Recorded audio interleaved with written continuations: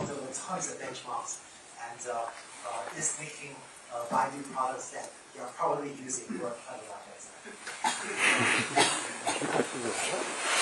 So, after getting to the stage that I showed you on the last slide, about 2.5 years ago, I sat down with my students and we spent a lot of time thinking through the question of how do you build a high accuracy learning system?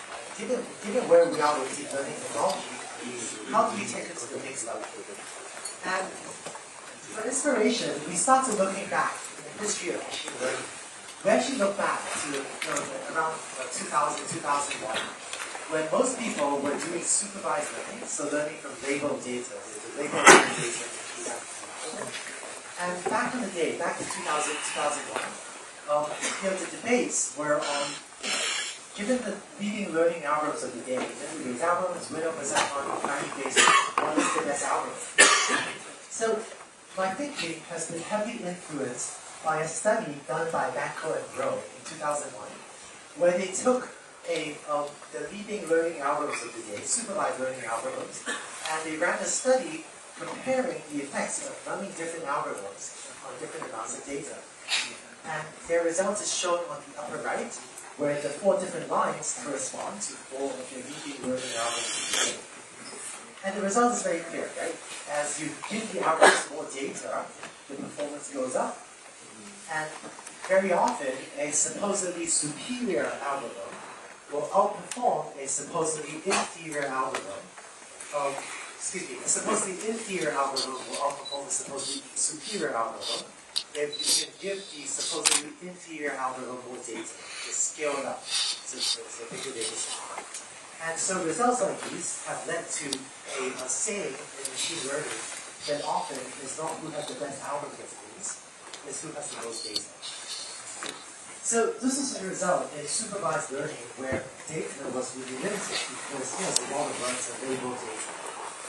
How about algorithms like sparse coding, where you can learn from unlabeled data? With unsupervised feature learning, with algorithms like sparse coding, we can learn from unlabeled data. So all of us have access to an infinite source of data. We suck down as much data as we want off the web. And so it's no longer who has the most data that wins, it's who has the most computers. So who has the computational capability to process the essentially infinite amounts of data that all of us have. So one of my students, Adam Coates, ran an experiment in which he took the leading learning algorithms, the leading unsupervised feature learning algorithms of the day, and show them in different lines. And the trends here are again very clear, where the algorithm matters a bit, but it's really the bigger you can scale these algorithms, the larger you can scale these models as shown on the x-axis, the better the performance. So given these results, we spent a lot of time thinking through how can we take the unsupervised learning algorithms, the sparse coding, the deep learning algorithms, and what will it take to build really large-scale versions of these models.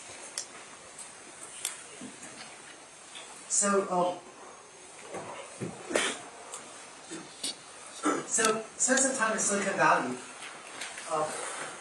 Spend some time wandering around Silicon Valley, trying to figure out where can I get access to a lot of computers in order to build really large deep learning algorithms.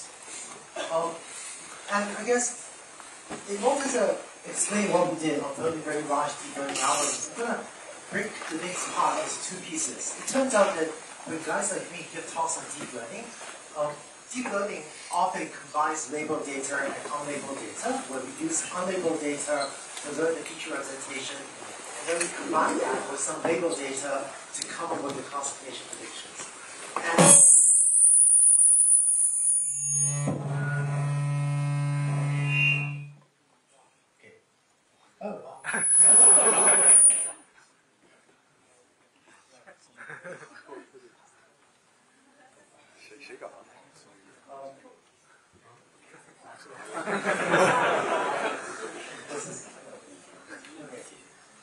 Does this work? Alright, so we're about the same story.